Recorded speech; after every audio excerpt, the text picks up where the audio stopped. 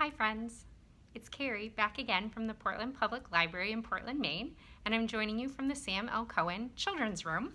And we are together again to read another chapter of George by Alex Gino, published by Scholastic. Chapter 11, Invitations. Kelly stood in a circle of girls in the schoolyard the next morning, telling an animated story, but she stopped when she spotted George. They pointed and called her over. "And here's our hero," said Kelly, smiling and holding her hands out as if she were a model presenting a new car on a game show. "How did you know all the words?" Maddie asked. "What was it like to play a girl on stage?" asked Ellie. "I didn't even realize you were a boy at first," said Aliyah, a girl from Mr. Jackson's class who had been one of the barnyard animals. "I heard you were really good," said Denise, who hadn't been there. "I still don't think you should have done it," said Emma, who had been a narrator. "It could have messed everything up." "Besides," said Jocelyn, "you're a boy. Why would you want to play a girl's part anyway?" "I couldn't imagine being a boy on stage. Even if everybody already knew I was a girl, I just couldn't do it," said Maddie. "Yeah, it would be too embarrassing," said Denise. Comments came flashing at George faster than she could respond, which was a relief, because she didn't know what to say. Instead, she shrugged and smiled weakly. She wished she could be Charlotte now. Then she could answer all their buzzing with sage words of advice, instead of drowning in questions. George heard dreadful laughter behind her. It was a familiar snicker that welled into a snorting guffaw. Jeff's laugh. Before she could prepare, Jeff was in front of her, Rick at his side. Jeff pushed George's shoulders with the base of his hands. He didn't push hard, but George hadn't been ready, and she stumbled back. The crowd of girls dispersed, leaving Jeff and Rick facing George and Kelly. Jeff snickered again. "I heard you were in our class play, Charlotte." "He was, and he was great," said Kelly. "Oh, shut up. I'm talking to George here. He's more of a girl than you'll ever be." "Leave her alone," George yelled. "Or else what?" asked Jeff. "Just leave her alone." George stared at the ground. "Come on, Jeff, let's go." Rick tugged at Jeff's elbow. "You promised if I told you what happened that you wouldn't mess with him." "Whatever," said Jeff, flicking his finger on George's forehead. "This freak pukes. I like this shirt, and my mom still can't get the stink out of the last one." Jeff cracked up and walked off with Rick. "Forget them," said Kelly. "I've got a surprise. My Uncle Bill's taking us to the zoo on Sunday." George crinkled her nose. Zoo air smelled like animal poop. Besides, she and Kelly had decided last year that the Smithfield Petting Zoo was for babies.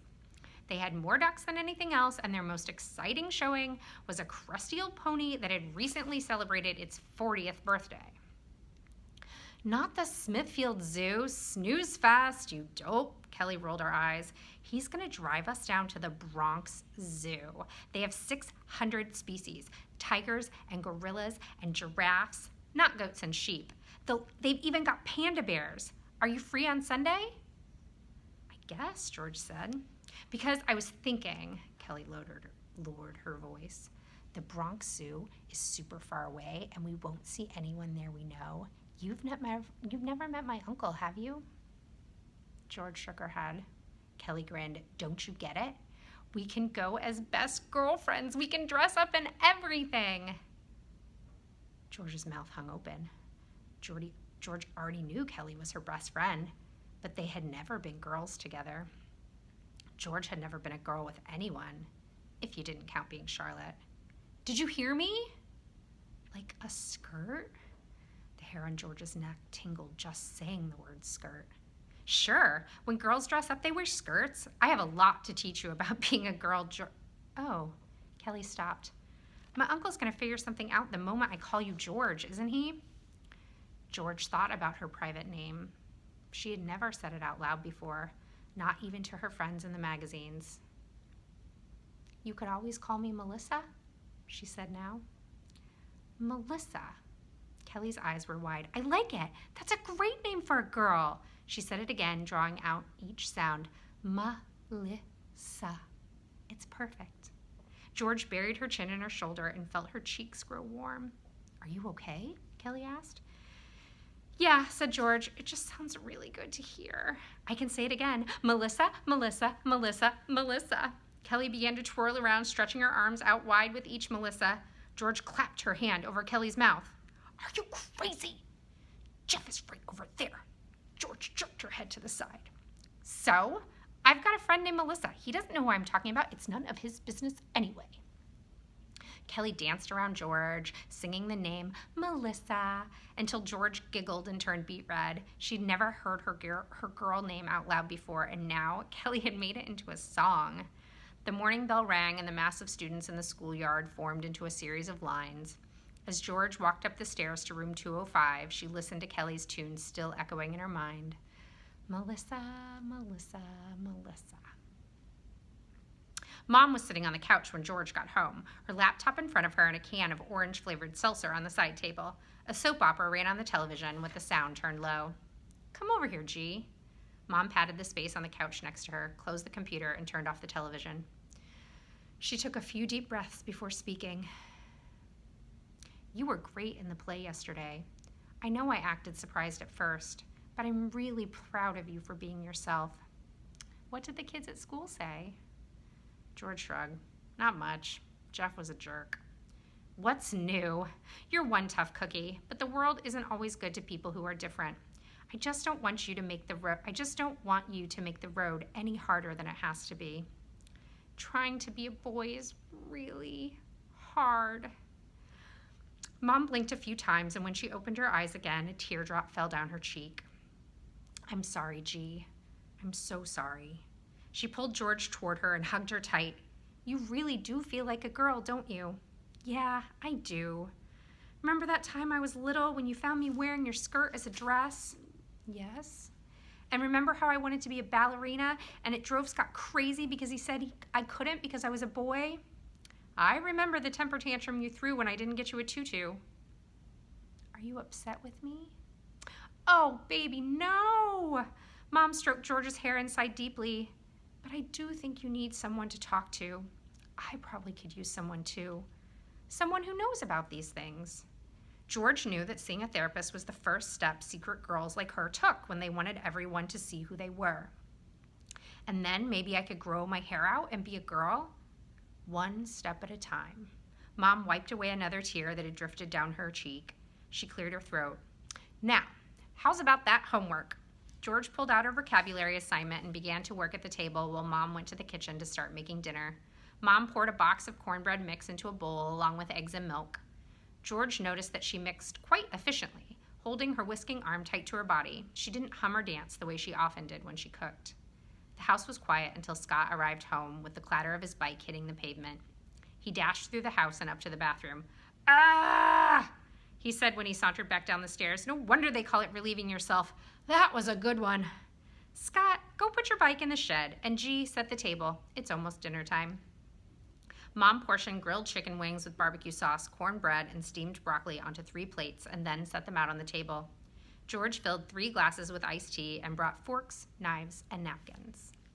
Over dinner, Scott complained about the unfairness of his latest social studies test and told the story of Mike the Headless Chicken, a real chicken that had lived without a head for 18 months in the 1940s. When Scott acted out the part of Mike, using the chicken wings on his plate, George laughed so hard she almost choked. Even Mom chuckled. And that night, when George went to her bedroom, she found her denim bag on her bed with all of her magazines still inside. Chapter 12. Melissa Goes to the Zoo. George awoke before the sun and couldn't fall back asleep. She'd never been this excited for the zoo before, not even when she was little. When the dark, cloudy sky revealed its first shades of purple, George slipped out of bed and settled down on the couch with some cereal and the remote control, but nothing on television caught her interest. It was too early for anything good to be on. She tried playing Mario Kart, but kept losing focus and falling into deep lava pits. The sky had begun to lighten, but there were still nearly 2 hours before she was supposed to leave for Kelly's house. She went out to the backyard where her sneakers squeaked on the dew-soaked spring grass. In the far corner of the yard was an old oak tree, and tied to one of the lowest branches of the tree was an old-fashioned swing. George's dad had hung it after he and Mom separated, but before he left town. A plank of wood hung from 2 thick lengths of rope, with a stretch of bare dirt below, where years of feet had worn away the grass. The seat had once been bright red, but what was left now of the paint was dull and chipped, revealing the gray wood beneath. Once, Scott and George had fought for turns on the swing. Sometimes they even swung on it together. Scott hadn't used the swing in a long time, though, and even George hadn't been on it since last year. George brushed the seat with the elbow of her jacket and sat down. She took small steps backward until she stood on tiptoe, the seat pressed against her behind. Then she lifted her toes, leaned back in the seat, and glided into the morning air. She coasted for a bit and then began to pump her legs, rising higher and higher. Soon she was able to see in the neighbor's yard with each lift into the sky. The light in the east was still orange from the sunrise. The sun itself had lifted into the sky, and its rays were warm on George's face each time she emerged from the shade of the old oak tree. She swung for a long time, enjoying the rhythm and the breeze. She wondered what kind of skirt she would wear and whether she and Kelly would match. And she wondered what Kelly's Uncle Bill would be like. If he was as clueless as Scott, he would never notice that George wasn't a regular girl. If he did notice, George wasn't sure whether he would be nice. Kelly said he was nice, but Kelly had been wrong before. He might laugh at George. He might even leave her at the zoo. Still, there was no way she was going to pass up the chance to be a girl with Kelly. When George came inside, Mom was at the stove with a spatula, tending to the frying pan. She wore an apron that said, "Mind the chef," in large letters. The air smelled sweet, and George's stomach growled. "You want pancakes?" Mom asked. "Yes, please, with cinnamon." George toyed with telling Mom about the plan, but then she remembered Mom's words, "One step at a time." She would tell Mom about her adventure when Mom was ready. Instead, they talked about the animals George would see, as if it were any other trip to the zoo. After breakfast, George pulled out her bike and put on her helmet. She rode past the library and up the hill to the corner store where Mom sometimes sent her to pick up a loaf of bread. She rode past the big purple house with a cactus garden for a front yard, and past the building where her old babysitter used to live. She rode alongside the cemetery twice, up the slow and steady incline, around the back, and swoosh, down the trail on the far side, with its 3 bumps down. When she couldn't bear waiting any longer, she headed toward Kelly's house. George pedaled as slowly as she could manage to stay upright, riding up and down side streets, but she still arrived 15 minutes early. She waited around outside until she thought her head would pop. When she finally knocked, the door opened instantly. Kelly pulled George into the main room of the basement apartment. She wore green pajamas and her hair was tied back in a puff of curls. "Finally, you're here. We can get dressed." "What if your dad wakes up and sees?" whispered George, looking over at Kelly's father asleep on the daybed. "Are you kidding me? He had a gig at the Masons Lodge last night. He won't move until noon." Kelly gestured her thumb at her snoring father. "If he does see anything, he'll think it's a dream." Kelly led George into her room and shut the door behind her. The closet and most of her dresser drawers were open, displaying an array of girls' clothing, and Kelly had laid out an assortment of makeup on her desk. The air smelled of perfume, several bottles of which were lined up in a neat row next to the makeup. "Welcome to Kelly's salon. What do you think?" George's heart thumped in her chest. It was as if all of the pages of all of her magazines had come to life in Kelly's bedroom. "It's wonderful." "What do you want to try on first?" "What can I try on?" "Anything you want." George looked over the skirts that hung in Kelly's closet. She had no idea how to choose. "What do you think would look good on me?" "I have the perfect thing." Kelly sounded like a clerk at a high-end clothing boutique. She dashed to the closet and pulled out a flared skirt of purple swirls and rummaged through a drawer for a hot pink tank top. She laid the clothing in George's hands. The top was soft, softer than any boy's shirt she'd ever worn, and she had never held a skirt in her hands like this before. Together, they felt magical. "I didn't even know you had any skirts," said George. "I don't wear them to school. Boys are dirty and try to look up them." "I'd never try to look up your skirt." "Of course not. You're not a boy." "Oh, right." George laughed. Even she was sometimes fooled by her body. Kelly laughed too, and no one passing by the basement apartment window would have ever suspected there weren't two girls in the room below, bonding over clothes, boys, and whatever else it was girls gossiped about. "So," Kelly said, "don't you want to try them on?" George nodded slowly. Can you turn around? Oh, of course. Kelly turned back to the closet and held skirts and shirts together, looking for the perfect match. George eyed the tank top Kelly had given her. It looked like a bit of an undershirt, but with thinner shoulder straps. She took off her t-shirt and slipped the girl's top over her head. The air felt cool on her exposed shoulders. Next, she took off her sweatpants and stepped into the skirt. She pulled it up to her waist and let the fabric settle into place. She looked in the mirror and gasped. Melissa gasped back at her. For a long time, she stood there, just blinking. George smiled, and Melissa smiled too. When her eyes started to sting, she twirled in a circle, and the skirt ballooned out below. Stopping with her leg crossed, she felt like a model. Kelly squealed when she turned around. Oh, that looks so cute on you, Melissa. Melissa's heart fluttered hearing her name. Can I take a picture? Kelly snapped her camera before Melissa could answer. Now try these on. She handed Melissa a yellow skirt with shimmering fringe at the bottom and a black t-shirt with a yellow heart in the center. Melissa fingered the fringe of the skirt. She didn't want to take off clothes that she was already wearing, but the fringe looked so lovely, and it would brush against her knees when she moved. Kelly turned back to the closet, and Melissa changed shirts. She stepped into the yellow skirt and brought it up to her waist. Again, she gazed in the mirror, amazed to find herself there. She could have stared for a long time, but Kelly wanted to know what Melissa thought of the ensemble. Don't I look elegant? New York City is really elegant, you know. Kelly wore a long black skirt, a black top, and black silk gloves. Melissa frowned. You look like you're going to a zoo funeral.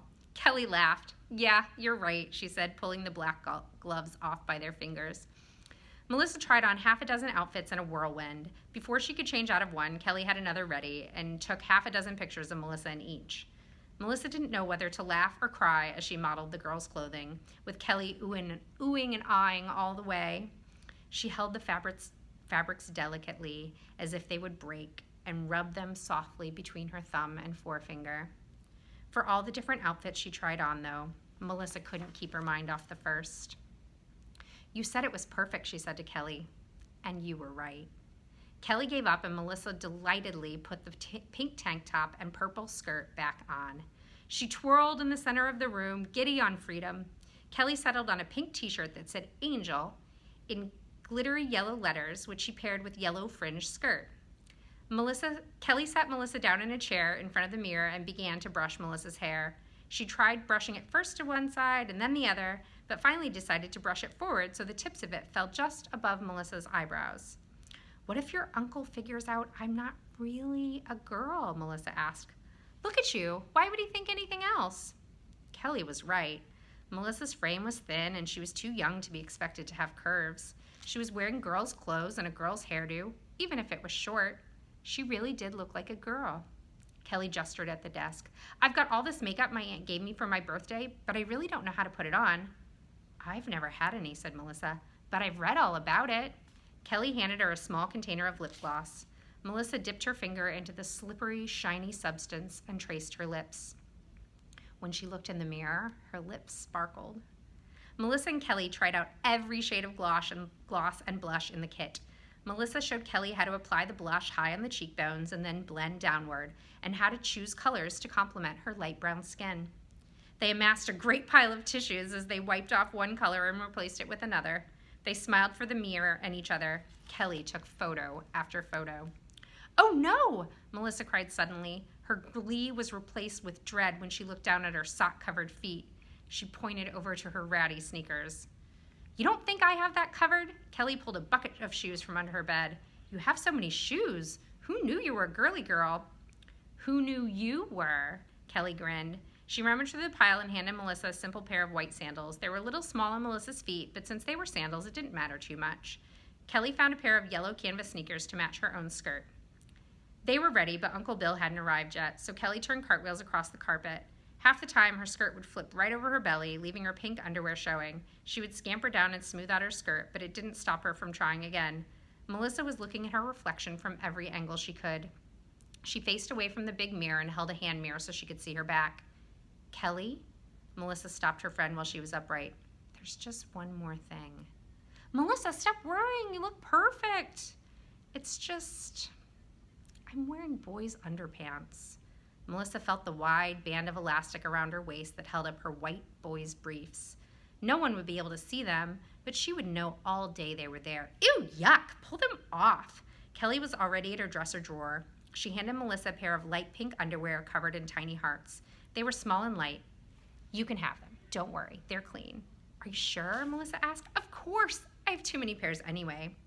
Melissa turned around and began to take off her purple skirt. You don't have to take it off. You can change under the skirt. Skirts are awesome like that. Oh, right. Melissa took off her own underwear, stepped into Kelly's, and pulled it up under her skirt. Other than the coolness of the fabric on her skin, she could barely tell she was wearing anything at all. Kelly jumped up when she heard a knock on the front door. Let's go! Kelly led her uncle into the small apartment. Bill Arden could have been his brother's twin, right down to the friendly twinkle in his deep brown eyes. He was a painter. Bright streaks of blue and red stained his sneakers. Well, you girls are dressed mighty fancy for the zoo, Uncle Bill remarked.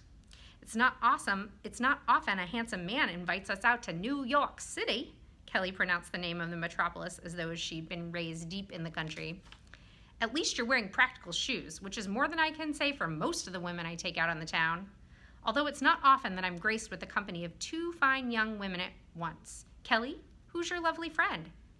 This is my friend Melissa. She's a bit shyer than I am. Melissa was afraid to move, nervous that a single step could break the magic. Pleased to meet you, Melissa. Uncle Bill's hand was large and his handshake was firm, but not tight. And as for you, my dear niece, he continued, hugging Kelly to his side, I do believe a rampaging rhinoceros would be shyer than you are.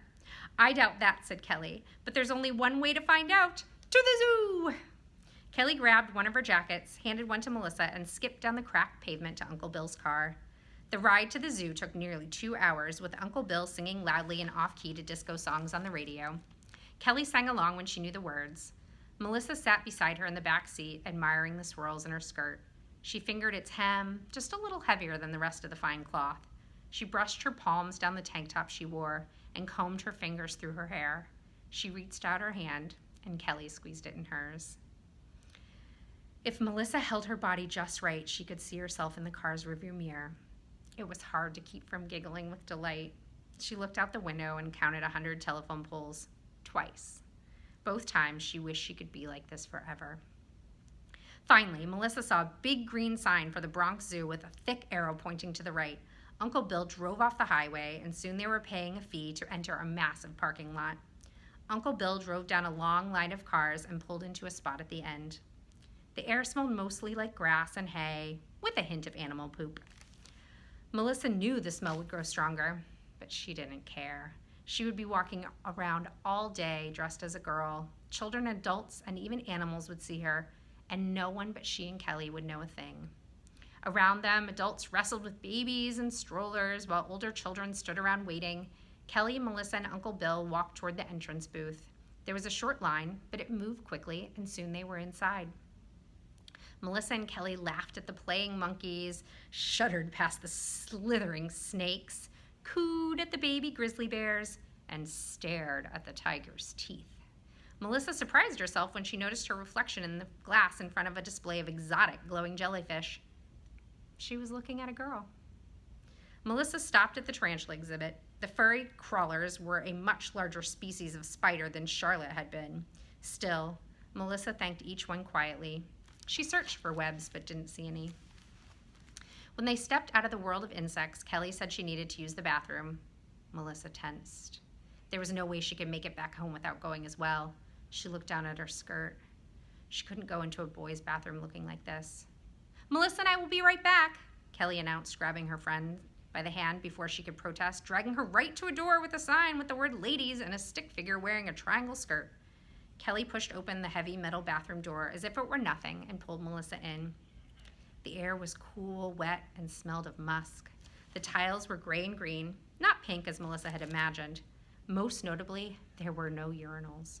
Only a row of stalls on the left and a row of sinks, mirrors, and dispensers oozing pink soap on the right. You okay? Kelly asked. Melissa nodded but didn't say anything. She was standing in the girls' room. Not even the eloquent Charlotte had a word for how she felt in this moment. Melissa locked herself in a stall, delighted for the privacy. She lifted her skirt to see her underwear, covered in tiny red hearts. She pulled it down, sat, and peed, just like a girl. She didn't even tell Kelly afterward. That part of this magnificent day was her personal secret.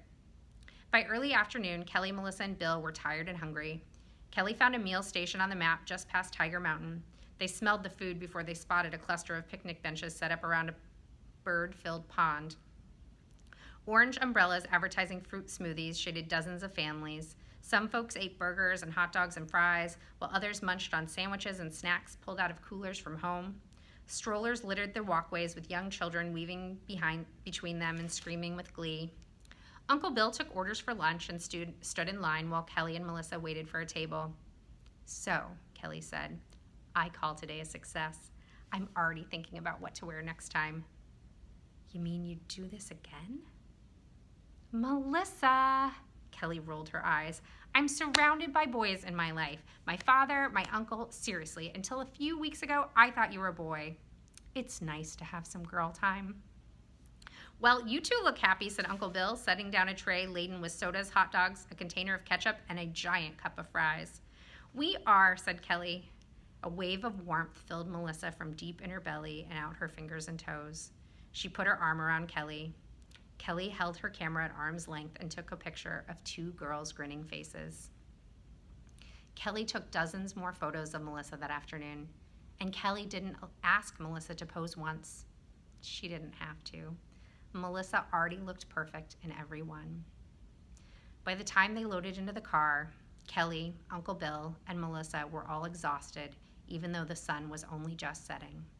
Uncle Bill stopped off for coffee to stay awake, and Kelly passed out as soon as they hit the highway.